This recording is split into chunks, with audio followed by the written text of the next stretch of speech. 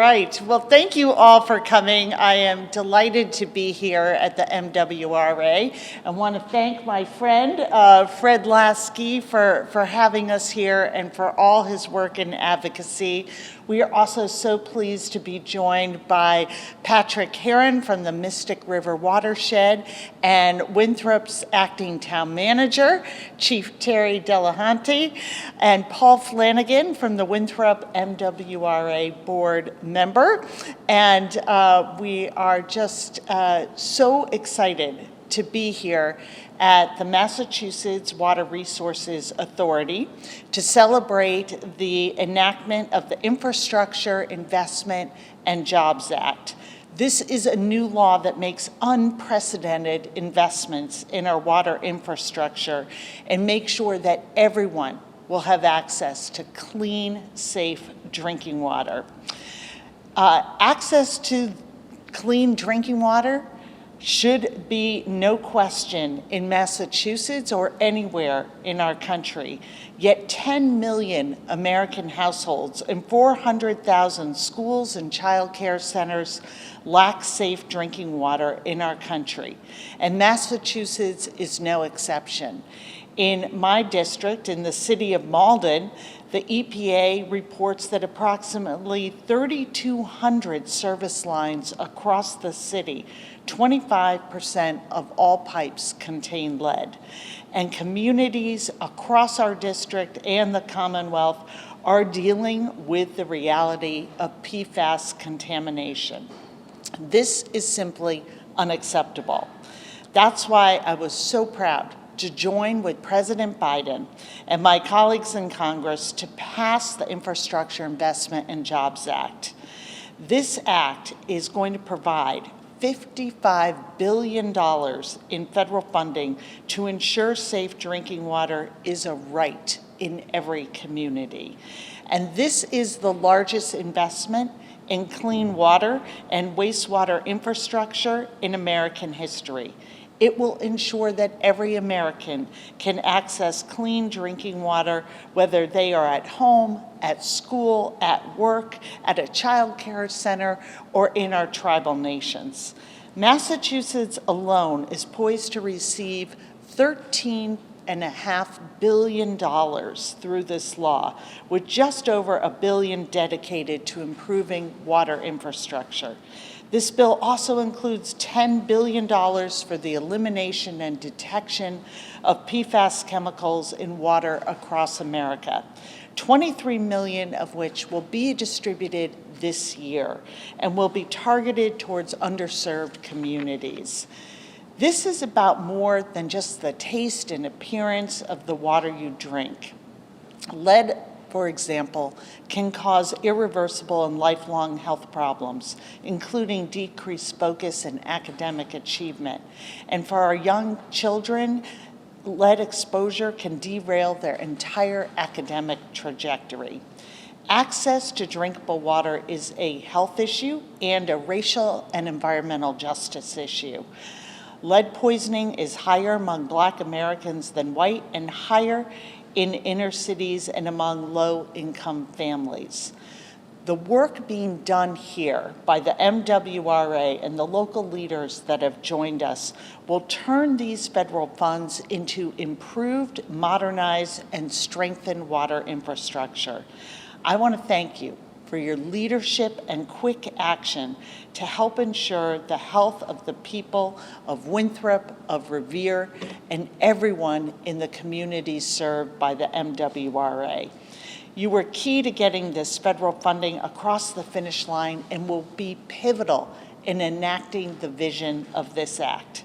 Today, with this law, we are sending a message that Congress is your partner in this effort. And to our families here in Massachusetts 5th District and all over the Commonwealth, our message is as clear as your water will be.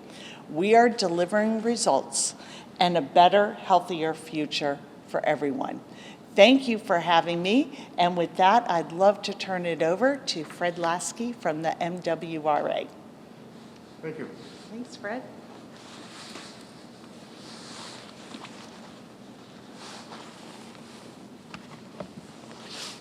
Welcome, Representative. I truly appreciate you being here, and on behalf of the Board of Directors of the MWRA and the 3 million ratepayers who we serve, we welcome you here to the Deer Island Treatment Plant. I want to thank you for your advocacy and tireless advocacy over the years for what is often referred to as the forgotten infrastructure, the water and sewer infrastructure. You have been diligent over the years, and in fact, you were actually voted Legislator of the Year by the MWRA Advisory Board, which represents our 61 communities, which is a clear testament to your ongoing, over the years, advocacy for the wastewater and the water industry. MWRA knows all too well that deferring important infrastructure investments can add to the cost, and the program that you have laid out is really exciting in that for the first time we're going to see a massive investment in the water and the sewer infrastructure. This plant cost $4 billion to construct some 30 years ago, so you can imagine the demand that's out there. What type of programs? You've talked about lead removal. Lead in children is just a plain bad combination. It's bad for the kids. They can't recover from it. It stunts their growth. And this much-needed investment is going to help speed up the removal of those lead lines. There could be nothing more important than the health of our children, and lead is a serious threat to that health. So I thank you for that. PFAS, the indestructible chemicals that are everywhere. They're bad. They have a whole bunch of consequences, including the ingestion of it. Here at the Deer Island, it has to do with our ability to sell the pellets. All our communities are scrambling to figure out how to deal with that end of it. Another piece to this puzzle that you put together here for us, Congresswoman, is environmental justice. We've worked very, very hard to try to serve all of our customers equally, but there's a way to go. And we have some very, very exciting projects that are in the works that will directly focus on the combined sewer overflows in environmental justice areas of Chelsea, East Boston, Roxbury, the areas like that where there are CSOs, and the investment coming from the federal government is certainly going to help us get those jobs done. Again, there are many, many aspects to it. I would just, to be brief, thank you again for all your hard work and all your dedication to the ratepayers of the MWRA and to the people that we serve. Thank you. Thank you. Thank you for your partnership. Patrick, we'd love for you to say a few words. Great.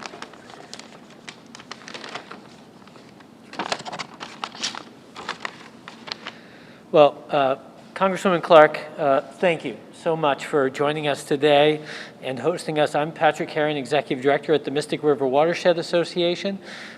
We are an organization that works in partnership with agencies like the MWRA and the 21 communities within this watershed to promote environmental health, community health, and climate resiliency. And Congresswoman Clark, thank you for your leadership and support and development of this infrastructure bill. We're grateful for this once-in-a-lifetime investment that's going to come back to Massachusetts in a much-needed area of hidden infrastructure, as Mr. Lasky calls out. In 2009, the Commonwealth of Massachusetts and the state legislature put together a Water Finance Infrastructure Commission that identified that we had $20 billion of funding needed to catch up on maintaining our drinking water and clean water infrastructure.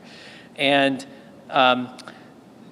along with that, if we're thinking about all of the residents in the Boston area and across Massachusetts and a desire that they live healthy lives free of lead in drinking water for kids and now these emerging chemicals like PFOA and PFAS, we have more work than ever to do.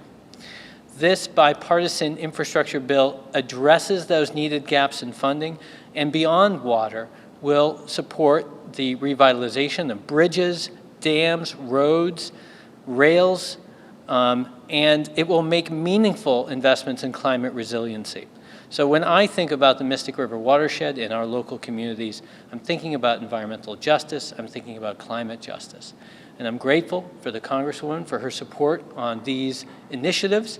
And our hope is that as these funds flow through the Commonwealth of Massachusetts, it maintains that focus on climate justice and environmental justice, and that we see some needed investments in combined sewer areas, as well as areas like the Amelia Earhart Dam, which need investments to catch up with the changing climate.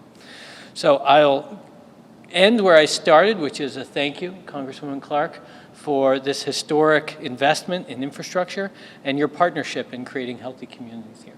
Thank you. Wonderful. Well, thank you both so much, and to all our local leaders who are with us. And I just wanted to make another note about the MWRA. As they are working on water infrastructure, they are also working on energy infrastructure and turning our beautiful clean water to a green energy source, keeping the water non-green, but making sure that we are continuing to use the solar, the wind power, and built-in efficiencies. So much in this bill is going to help meet those goals for the MWRA.